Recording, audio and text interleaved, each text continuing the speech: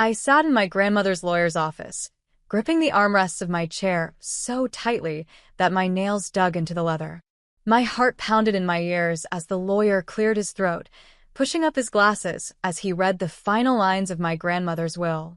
Miss Carter, your grandmother, Mrs. Eleanor Carter, has left the entirety of her estate, valued at approximately $1 million to you. Silence. Then laughter. Cold, dismissive, cruel laughter.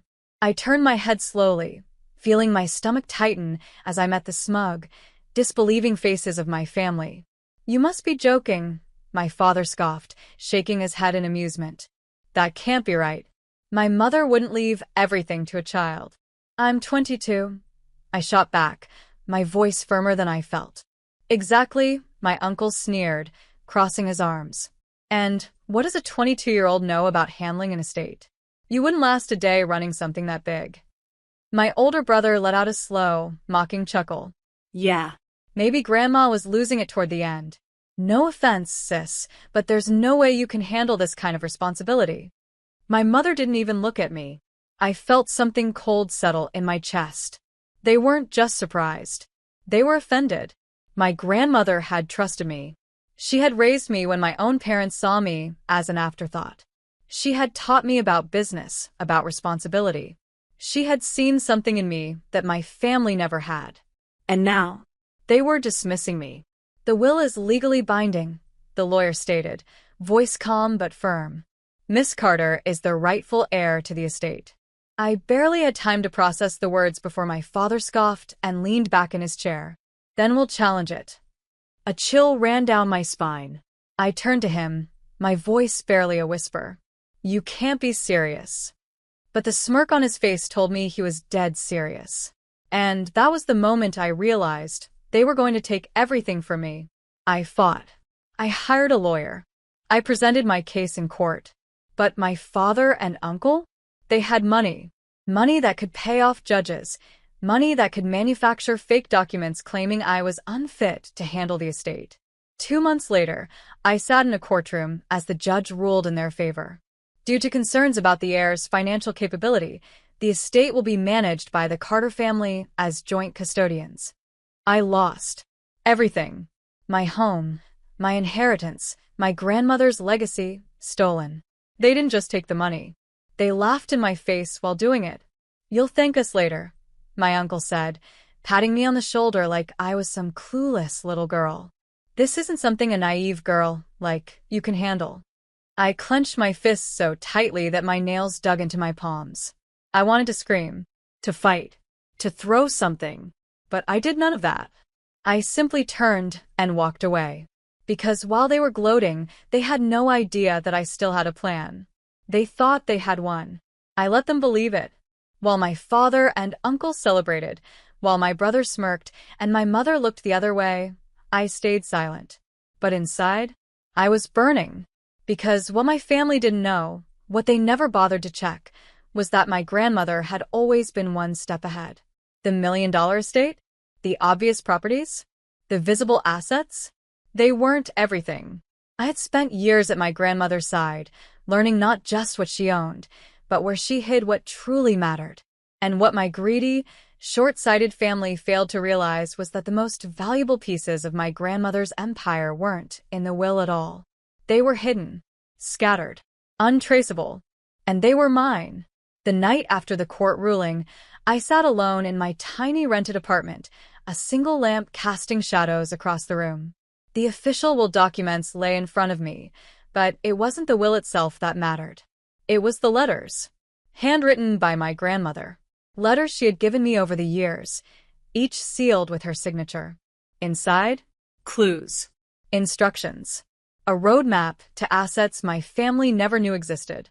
Properties under different names. Investments hidden under shell companies. Stocks carefully arranged so they couldn't be linked back to her directly.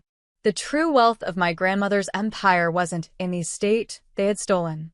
It was in the networks, the partnerships, the private holdings. And it all belonged to me. The pieces clicked into place in my mind. They thought they had ruined me. But all they had done was free me to move without their interference. They had no idea what was coming. I didn't strike immediately. That would have been reckless. Instead, I studied them. I watched as my father and uncle spent recklessly, flaunting their newfound fortune like fools. They weren't businessmen. They were leeches, living off the hard work of others. They poured money into shady investments, trying to expand their control. They thought they were untouchable. But I knew their weaknesses, and I was going to exploit them. The first thing I did, I contacted my grandmother's old allies, investors, business partners, people my father and uncle had ignored or insulted over the years. And I made them an offer. I'm bringing my grandmother's vision back, I told them, and I need your help. To my surprise, they didn't hesitate, because no one had respected my grandmother more than the people who had worked with her. And no one hated my father and uncle more than the people they had betrayed. Within 6 months, I had secured my own wealth. Not from the estate they had stolen, but from new ventures, new investments. I wasn't just fighting back. I was building something bigger. And soon, they were going to feel it.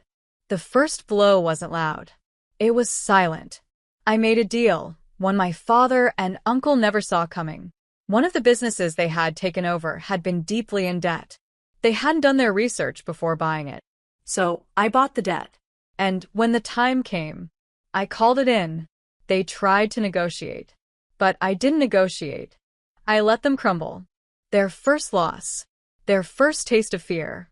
And it was only the beginning. With every bad investment, every arrogant decision, I tightened the noose. They thought they were too powerful to fall. But money doesn't make you smart. And soon, their funds dried up. Their businesses collapsed. And just like that, the empire they had stolen from me began to crumble beneath them. I watched as the panic set in, as their confidence shattered. And when the time was right, I stepped in. The look on my father's face when he realized who was buying their properties out from under them? Priceless. You, he whispered, his voice barely more than a breath. I smiled. Me? I confirmed. And in that moment, he knew.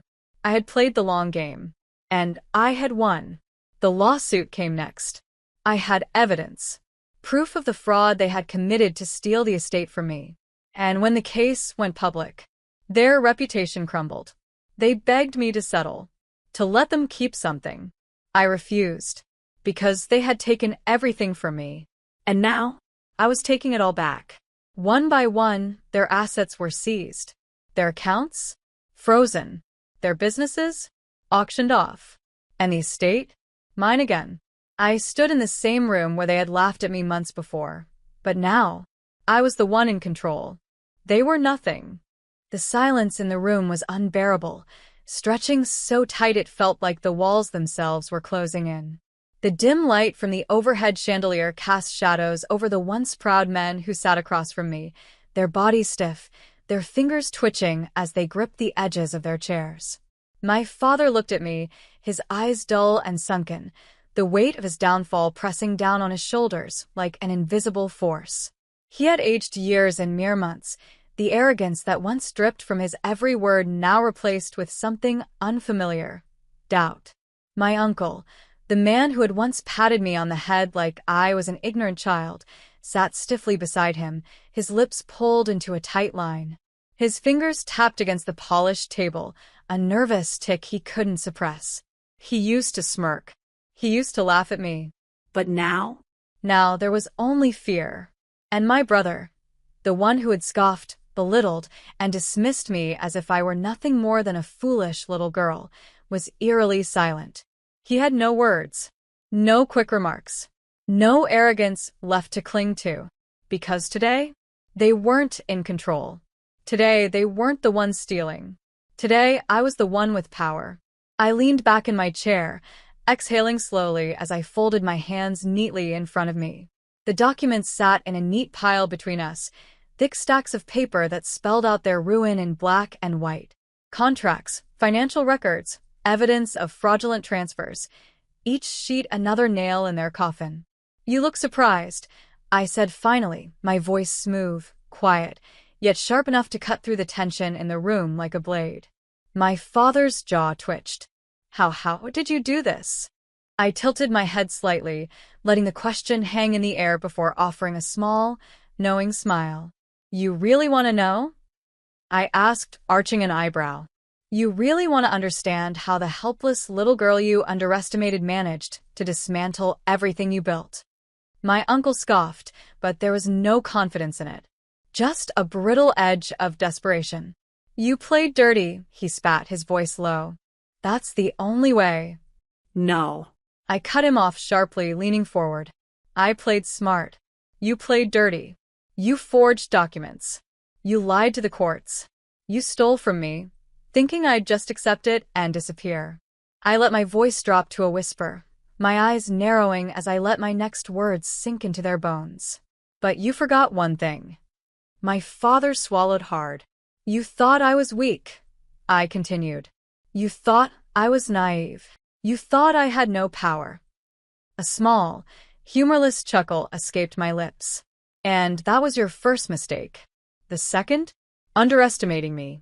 The silence stretched on, suffocating and thick, as my father clenched his fists. I could see the storm brewing in his eyes, his mind scrambling for a way out. For an escape. For a loophole. There wasn't one. You don't understand what you've done, he said finally, his voice strained, almost pleading. Oh, I understand perfectly, I said, my tone deceptively light.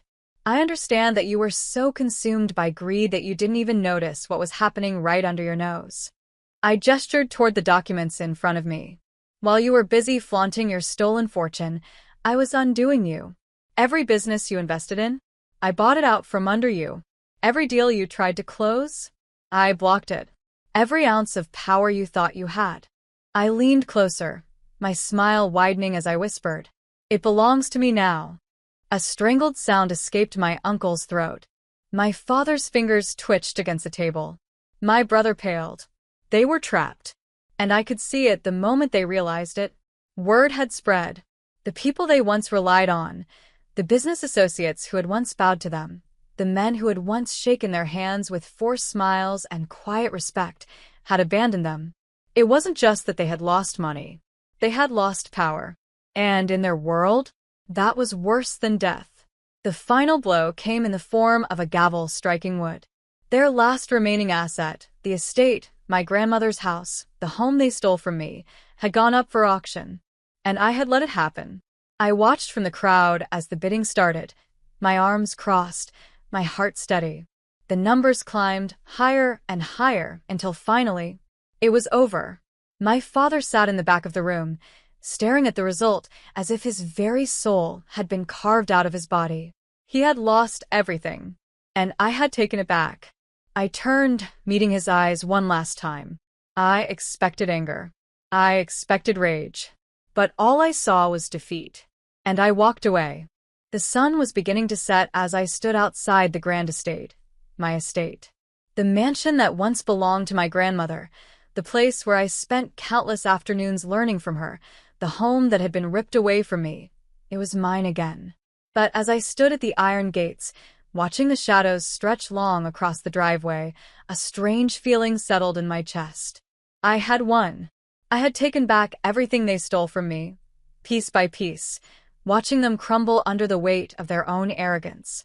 But now, what next? The fire that had fueled me for so long, the burning need for revenge, for justice, for payback, it was satisfied. I had undone every deception, crushed every scheme, and taken back every piece of my grandmother's legacy. And yet, as I stared at the mansion, I realized something. This victory wasn't about them anymore. This was about me. This was about who I had become. I didn't expect him to call, but he did. 3 days after the auction, my father's name appeared on my phone screen. For a long moment, I just stared at it, my finger hovering over the answer button. And then, I pressed it. There was silence. Then, a ragged breath. I suppose congratulations are in order, he finally said. His voice was tired, defeated. It lacked the usual arrogance, the cold certainty he had always spoken with. I leaned against the window, watching the city lights flicker in the distance. I didn't do this for congratulations. A humorless chuckle. No, I don't suppose you did. Silence stretched between us, thick and heavy. I never thought. He trailed off, then let out a slow exhale. I never thought you had it in you. I closed my eyes, gripping the phone tighter. And that was your mistake. He let out a breath, one that almost sounded like a laugh. I suppose it was. I waited for him to ask for something. A deal. A loan. A way out. But he didn't. And that? That was the first real acknowledgement I had ever received from him. Not an apology. Not regret. Just recognition. You always thought power was about control, I said quietly. You thought having money meant having people bend to your will. You thought you could take whatever you wanted and no one would ever stop you. Silence. But real power? I continued, my voice steady, strong. It's not about money. It's not about fear. It's about earning something no one can take away from you. Another silence. This one longer. And then a sigh. Goodbye, Dad. I hung up, and I never looked back. I spent weeks restoring the estate. Not just the mansion, but everything it stood for. My grandmother had always believed in using wealth to build, not destroy. She had invested in people, in opportunities, in second chances. She had built something lasting. And I had made a decision. I wasn't going to be like them. The fortune my father and uncle had squandered, I reinvested it. Not into greedy business deals, not into lavish luxuries, but into people who actually needed it. I started charitable foundations, focusing on helping young entrepreneurs. I funded scholarships in my grandmother's name. I took the wealth my family had used as a weapon and turned it into a tool for change. And the more I did, the more I felt her presence with me. I visited the graveyard alone. The wind was gentle that morning, carrying the scent of fresh-cut grass and damp earth as I stood before my grandmother's headstone. I knelt down, running my fingers over the carved letters of her name, my heart swelling with something that felt both heavy and light at the same time. I did it, Grandma, I whispered. The words felt different now. They weren't triumphant. They weren't filled with anger, or fire, or the sharp edge of revenge. They were peaceful, because this wasn't about winning or losing anymore. It was about carrying forward what she had built. It was about making sure that no matter what happened, her legacy lived on. And I had done that. I stood at the top of the estate's balcony, looking out at the land below. It was mine again, not just in name, but in purpose. I had fought. I had lost. I had rebuilt myself from nothing. And now I was finally free. Not because I had taken everything back, but because I had finally let go. Because in the end, true power isn't about holding on to the past. It's about choosing your future. And I had chosen mine.